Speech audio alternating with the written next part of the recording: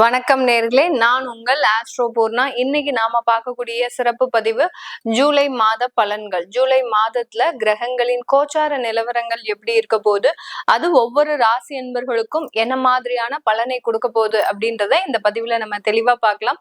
முதல்ல கோச்சார நிலவரப்படி கிரகங்கள் எந்தெந்த அமைப்புல இருக்கு அப்படின்னு பார்க்கும்போது, இந்த மாதத்துல ஜூலை மாதத்துல 13ஆம் தேதி சனி அந்த காலபுருஷனுக்கு 12ஆம் இடத்துல வக்ர நிலையை அடைகிறார். 12ஆம் இடம்ன்ற அந்த மீன ராசியில சனி பகவான் வக்ர நிலையை அடைகிறார்.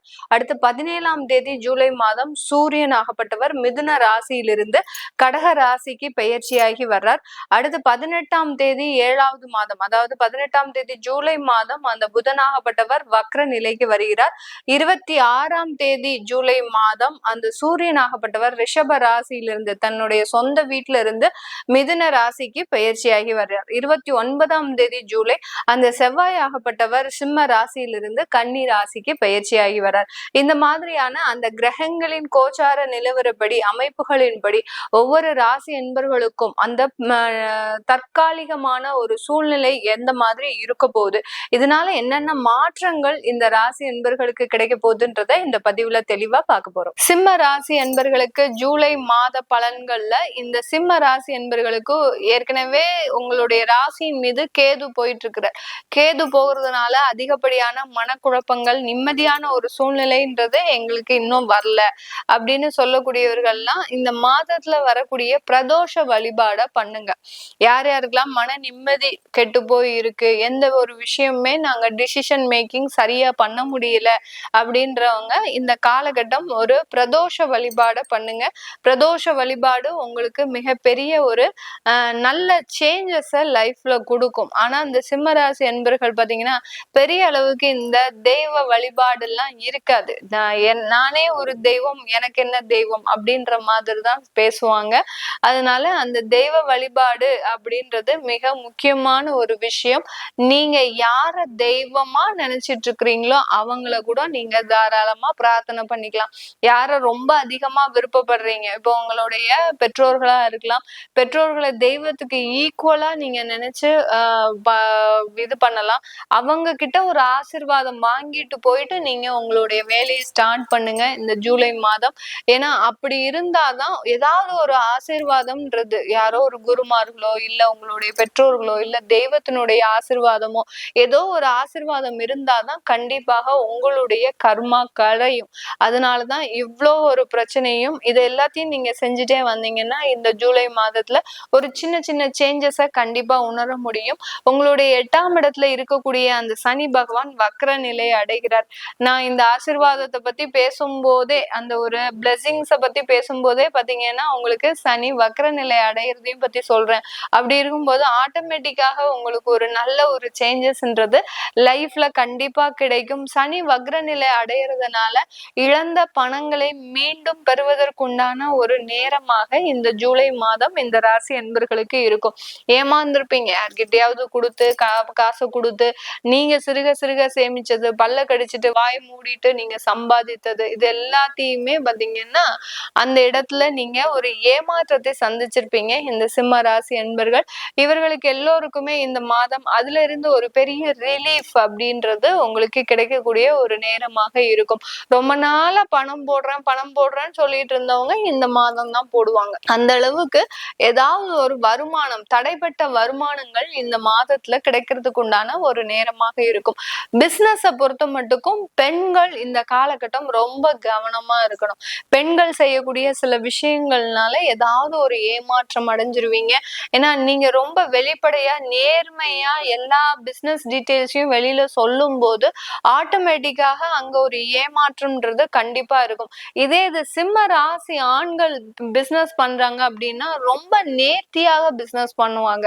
அந்த எந்த இடத்துல பேசணும், எந்த இடத்துல வாயை மூடிட்டு அமைதியா இருக்கணும் அப்படின்றத ஒரு விஷயங்கள்லாம் செஞ்சு வச்சுட்டு அப்படி கரெக்டா அந்த பிசினஸ நல்ல ஒரு மேல உயர்த்தக்கூடிய ஒரு நபர்களாக தான் இருப்பாங்க. ஆனா பெண்கள் அப்படி கிடையாது.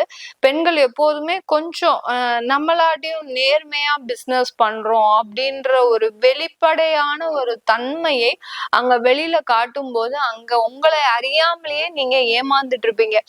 அவங்க நல்லாதான் பேசுனாங்க, நல்லாதான் பண்ணாங்க, கடைசி என்னமோ தெரியல, நமக்கு ஆர்டர்ஸ் கொடுக்கவே இல்லை அப்படின்ற மாதிரியாக அந்த ஒரு ஏமாற்றம்ன்றது கண்டிப்பா பெண்களுக்கு இருக்கும். அதனால ரொம்ப கவனமோட இருங்க பெண்கள்.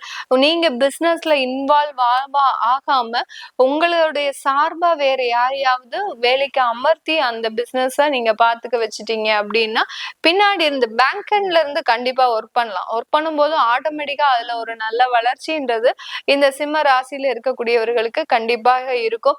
வேலை செய்யக்கூடிய நபர்களுக்கு வேலை இழப்புகள் இந்த இடத்துல இருக்குமா அப்படின்னு கேட்டீங்கன்னா கண்டிப்பா இருக்காது. வேலை இழப்புகள் இருக்காது. வேலை கிடைக்கிறதுக்கு உண்டான வாய்ப்புகள் அதிகமா இருக்கும். யார் யாருக்கெல்லாம் உங்களுக்கு வேலை வாய்ப்புகள் இல்லாம தவிச்சிட்டு இருக்கிறீங்களோ இந்த ஜூலை மாதத்துல அந்த வேலை வாய்ப்புகளும் உங்களுக்கு அதிகமாக கிடைக்கக்கூடிய ஒரு மாதமாக தான் இந்த ராசி என்பர்களுக்கு இருக்க போது. வெளிநாட்டுல இருக்கக்கூடியவர்கள் அதிகப்படியாக பணம் சம்பாதிக்கக்கூடிய ஒரு நேரம். ஏதாவது ஒரு இடத்துல இருந்து கண்டிப்பா பணம் சம்பாதிப்பீங்க. ஒரு இடம் இல்ல 1-2 இடத்துல இருந்து பணம் சம்பாதிக்கக்கூடிய ஒரு மாதமாக தான் இந்த ஜூலை மாதம் இந்த ராசி என்பர்களுக்கு இருக்க போது. பெண்கள் வெளிநாட்டுல இருக்கக்கூடியவர்கள் ரொம்ப பெரிய அளவுக்கு ஃபேமஸ் ஆகிறதுக்கு உண்டான ஒரு நேரமெல்லாம் இருக்கு. ஏன்னா உங்களுடைய ராசியிலேயே கேது இருக்கிறதுனால உங்களுடைய மனக்குழப்பமே நிறைய விஷயங்களை செய்யறதுக்கு உண்டான ஒரு நேரமாக இருக்கும். அப்படி கண்டினியூஸ் ஒர்க்கு, ஹார்ட் ஒர்க்கு எல்லாம் இருக்கும்போது நீங்க ஆட்டோமேட்டிக்கா உங்களுடைய நிலைகள் உயர்ந்துகிட்டே இருக்கும். வெளிநாட்டுல இருக்கிறவங்களுக்கு மட்டும். இங்கே இருக்கிறீங்க, பிறந்த ஊர்லயே இருக்கிறீங்க அப்படின்னா மன உளைச்சல் மட்டும்தான் இருக்குமே ஒழிய டெவலப்மெண்ட்ன்றது கண்டிப்பாக இருக்காது இந்த ராசி என்பர்களுக்கு. இந்த காலகட்டம் வெளிநாட்டுல ஸ்டூடெண்டா இருக்கிறவங்களுக்கு உங்களுக்கு ஒரு பார்ட் டைம் ஜாப் கிடைக்கிறதுக்கு வாய்ப்பு இருக்கு. பார்ட் டைம் ஜாப் கிடைக்கும் போது ஆனா பெரிய அளவுக்கு அதை கான்சென்ட்ரேஷனோட செய்ய மாட்டீங்க. ஏதோ நம்ம செய்யணும், நம்மளுடைய செலவுக்காவது ஆச்சு அப்படின்னு சொல்ற அளவுக்கு அந்த ஸ்டூடெண்டா இருக்கிறவங்க ரொம்ப பொறுப்பு உணர்ச்சி இல்லாம ஒரு பொறுப்பற்ற தன்மையோட இருக்கிறதுனால சில தேவையில்லாத ஒரு பிரச்சனைகளையும் போற இடத்துல சந்திக்கிறதுக்கு வாய்ப்பு இருக்கு. அதனால நீங்க வெளிநாட்டுல போய் படிக்கிறீங்க, ஸ்டூடெண்ட் விசால இருக்கிறீங்க, உங்களுக்கு ஒரு பார்ட் டைமா ஒரு ஜாப் கிடைச்சிருக்கு அப்படின்ற பட்சத்துல நீங்க என்ன பண்ணணும், நம்மளை நம்பி நம்மளுடைய குடும்பம் இருக்கு, நமக்கு இவ்வளவு ஒரு எஜுகேஷன் லோன் போட்டு நம்மளைய படிக்க வச்சிட்டு இருக்கிறாங்க, அப்போ நம்ம எப்படி பொறுப்போட இருந்துக்கணும் அப்படின்னு ஒரு நிலையை உணர்ந்து நீங்க செயல்பட்டீங்கன்னா கண்டிப்பா அந்த பார்ட் டைம் ஜாப்ல இருந்து பெரிய அளவுக்கு உங்களுக்கு ஆப்பர்ச்சுனிட்டிஸ் கண்டிப்பா கிடைக்கிறதுக்கு உண்டான ஒரு நேரமாக தான் இந்த வெளிநாட்டுல இருக்கக்கூடிய மாணவர்களுக்கு அதிகப்படியான ஒரு மாற்றங்கள் இருக்க போது.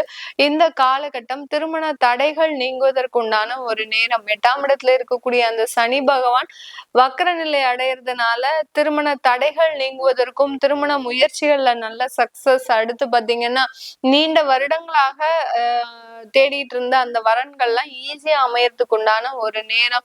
7ஆம் இடத்துல இருக்கக்கூடிய அந்த ராகு பகவான் உங்களுடைய தோஷத்தை நிவர்த்தி செய்யக்கூடிய ஒரு கிரகமாக தான் இந்த மாதம் செயல்பட போறாரு. ஏன்னா மாதத்துல உங்களுக்கு அங்க செவ்வாயின் இறுதியிலையும் பாத்தீங்கன்னா செவ்வாய் பயிற்சியாகி போறதுனால பெரிய அளவுக்கு ராகு உங்களுக்கு தோஷத்தை கொடுக்கக்கூடிய ஒரு கிரகமாக செயல்பட மாட்டார். இது எல்லாமே நம்ம கோச்சார கிரகங்களின் நிலவரப்படி பலன்களை கணிச்சு சொல்லியிருக்கிறோம். உங்களுடைய தசாபுத்தி சுயஜாதக பலன்களை பார்க்கணும் விருப்பப்படுறவங்க கீழே இருக்கிற நம்பருக்கு வாட்ஸ்அப்ல அப்பாயின்மெண்ட் வாங்கிக்கிட்டு நீங்க என்கிட்ட கன்சல்ட் பண்ணிக்கலாம். உங்களிடமிருந்து விடைபெறுவது உங்கள் ஆஸ்ட்ரோ பூர்ணா. நன்றி, வணக்கம்.